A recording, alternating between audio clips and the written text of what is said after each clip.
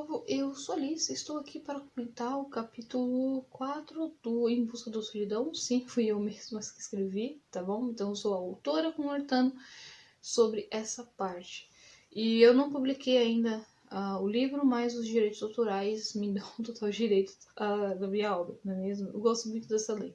Então, antes de tudo, eu preciso comentar, eu aviso, essa obra não é recomendada para menores de 16 anos e também para vocês que têm algum tipo de gatilho com temas sensíveis.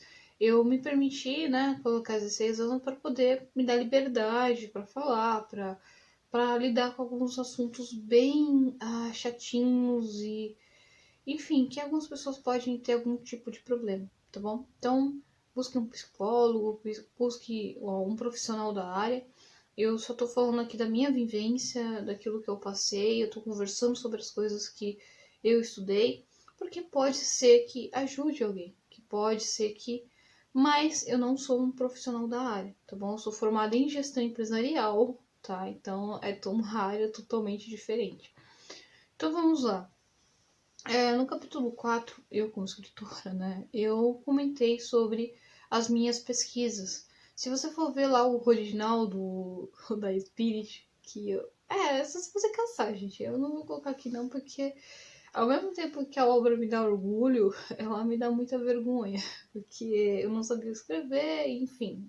Isso eu já falei nos vídeos, então vai estar aqui um dos contos, tá bom? Então vamos lá. Eu comento sobre os hormônios, sobre essas substâncias que a gente não tem muito controle. Quando a gente vê uma situação, algum fator, alguma coisa, tanto internamente quanto externamente, o corpo ele tenta reagir, ele tenta fazer alguma coisa.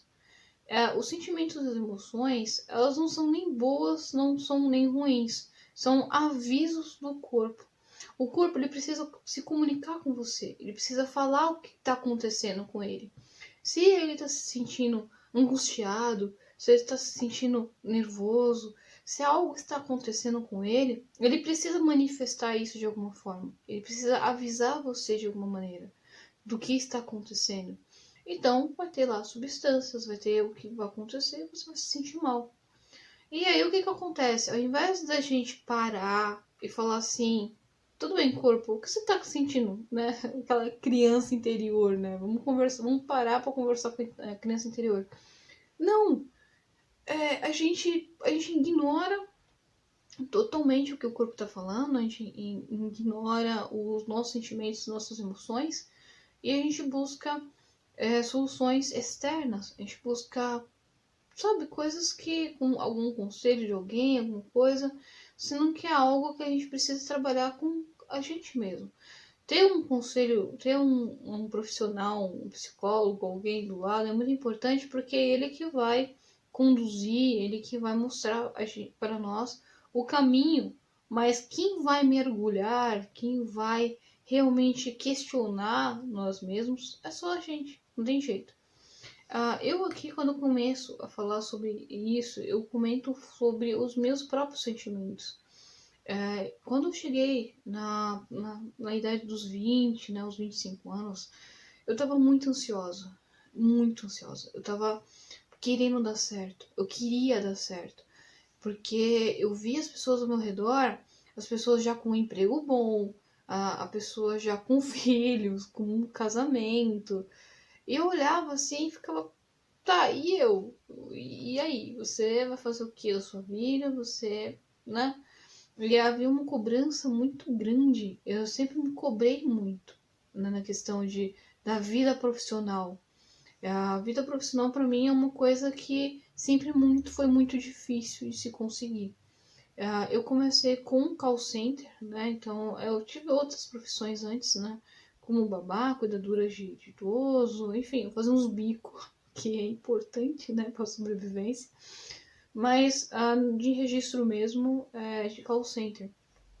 Foi uma experiência muito boa, eu acho muito legal. Eu quero trazer um pouco das minhas historinhas, né, de call center, porque, cara, é muito engraçado, sério, de verdade.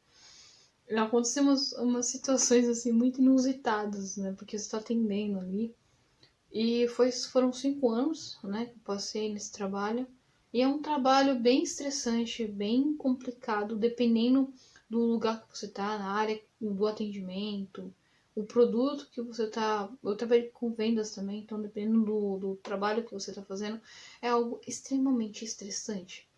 Porque você fica entre o dono da empresa, né, o seu coordenador, supervisor, enfim, e o cliente.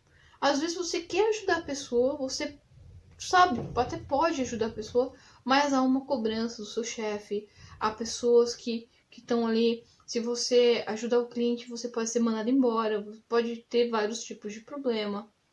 Sabe, tem uma parte do Os Incríveis, né, o filme, que o... Nossa, era eu todinha. Que o senhor incrível, ele tá trabalhando, que tá assim, né?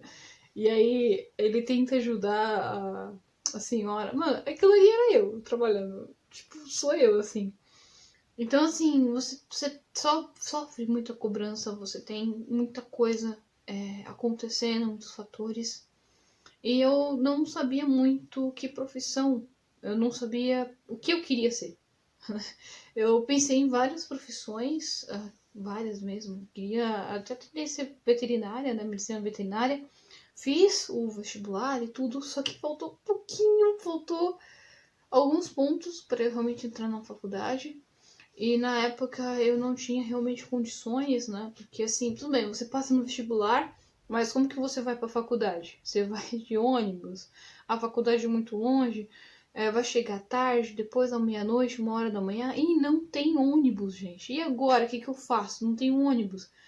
Então, assim, tem algumas coisas na organização que te atrapalha. Você quer fazer, você pode fazer, mas o mundo externo, né, os fatores que estão ali à sua disposição não te permite passar a barreira. E às vezes você precisa realmente esperar o tempo certo. Você precisa esperar, né? Então, eu quando comecei a escrever o Em Busca da Solidão, eu entrei realmente a profundo sobre eu mesma. Eu falei, cara, eu preciso entender o que está acontecendo, o que está havendo.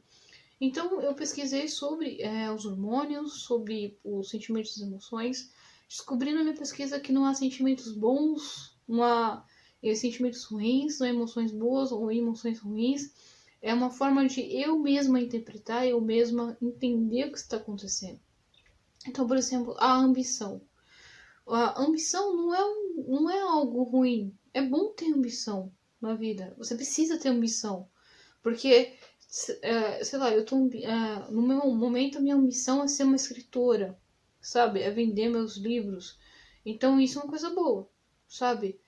Só que isso é ruim quando eu faço tudo ou coloco isso em prioridade. Eu não olho as outras coisas. Então eu coloco a minha ambição num pedestal e começo a adorar ela. Eu falo, não, tudo eu preciso passar por todo mundo, preciso. Ou então um sentimento de inveja. Um outro sentimento também que ele é muito visto, né, como algo ruim, algo que é prejudicial à pessoa. Então eu vejo alguém e a pessoa tá lá num cargo que eu gostaria de estar, com as roupas que eu gostaria de estar, no relacionamento que eu gostaria de estar, e você olha aquilo e você compara com a sua vida, você olha e compara e você fala, por que que essa pessoa que tem um mau caráter, pessoa ruim, porque você já começa a colocar defeito na pessoa, né? É algo assim. Por que essa pessoa tem e eu não tenho? Aí você fica com aquele sentimento de vitimismo, né? Do tipo, ai, tudo, não acontece nada comigo, não sei o quê. Eu tô falando porque eu tô falando de mim mesma, do que aconteceu comigo. Se isso aconteceu com você ou não aconteceu, isso não é muito relevante aqui. O que é importante é que a minha vivência, o que está acontecendo, desculpa eu estar sendo egoísta agora e um pouco narcisista, é que às vezes você precisa realmente entender o que acontece. Então eu tô num monólogo no meu quarto às 7h20 da manhã do dia 30/7/2020. Pois é, gente, o que a internet não faz, não é mesmo? Poderia estar escrevendo diário? Poderia estar escrevendo diário, mas eu acredito que a minha vivência, o que eu tô falando, talvez ajude alguém que passou pela mesma situação que eu. Eu vi alguns vídeos na época que me incentivaram a falar, me incentivaram. Depois eu vou até fazer uma playlist, conversar um pouquinho sobre alguns youtubers, alguns livros que eu vi que estão me incentivando realmente a falar um pouco sobre o meu sentimento. E ter inveja. E sim, eu era uma pessoa muito invejosa, cara. Muito invejosa. Extremamente invejosa. E detalhe, não só invejosa, mas moralista também. Que é o pior, né? Porque então assim, eu via uma pessoa e sentia inveja dessa pessoa, colocava defeitos nessa pessoa. Mas, cara, eu não parava pra pensar do tipo, cara, tudo bem. É o tempo dessa pessoa, é a vida dessa pessoa, é a realidade dessa pessoa. Isso não significa que eu não vou ter essas coisas. Que tem um bloqueio, que eu sou inferior a essa pessoa. Não, eu posso ter as mesmas coisas, mas no meu próprio tempo. E eu preciso dar passo para isso. Se a pessoa ganhou de bandeja, se foi herança, se foi. Paciência, é a vida dela. Eu não posso intervir. E outra, seria extremamente um ato horrível se eu tirasse isso dela, se eu pudesse fazer isso. Independente se ela é uma pessoa boa ou ruim, as coisas são dela. Né? Então, se não fui eu que dei, né? Então por que mexer nisso? Sendo que eu focar minha atenção nela, eu tô perdendo meu tempo. Eu tô perdendo de focar. Sabe? Eu tô olhando muito pro campo verde, né? Pra grama verde. E eu tô deixando a minha morrer. Entende? Então, você cuidar da própria grama. Sabe? Falar, não, eu vou. A grama dela tá verdinha, mas eu vou, no meu próprio tempo, também ter uma grama verde. Eu também vou cuidar do meu jardim. Eu também vou ver o que eu posso fazer. E aí, eu conversei comigo mesmo. Falei, beleza, você sente inveja dessa pessoa? Tá, então o que que ela tem que eu sinto inveja? O que ela tem que eu gostaria? Então fui lá e anotei. A pessoa tem uma boa comunicação, a pessoa é bonita, a pessoa faz isso, isso, isso. Tá, beleza. Eu anotei essas coisas e eu falei, tá bom, Liz, o que você pode fazer para você ter também essas coisas? Quais os passos que você pode ter a partir de agora para ter isso?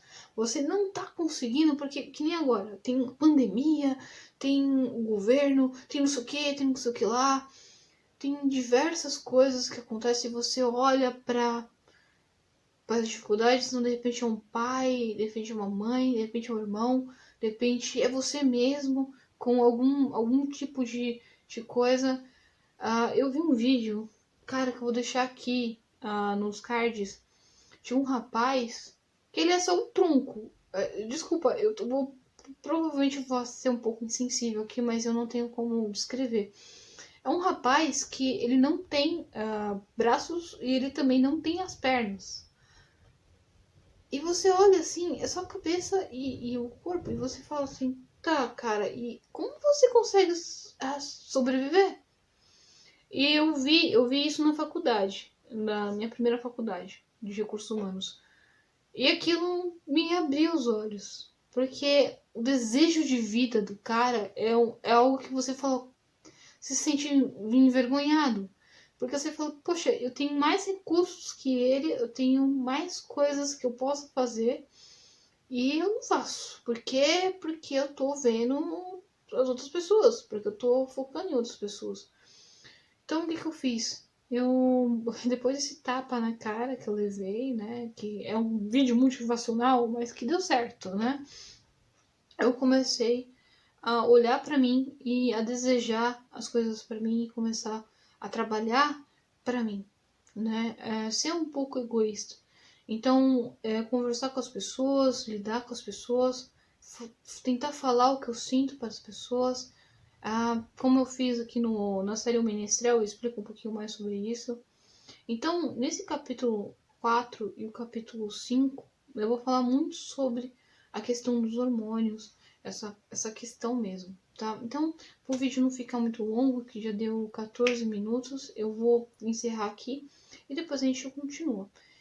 Lembrando que é a minha vivência, o que eu passei, então é algo que eu quero realmente conversar com vocês, não só como escritora, do tipo, olha, eu escrevi um livro referente à minha experiência e tal, mas eu quero passar para vocês que esse sentimento de angústia, de eu preciso ser melhor, eu preciso fazer acontecer agora.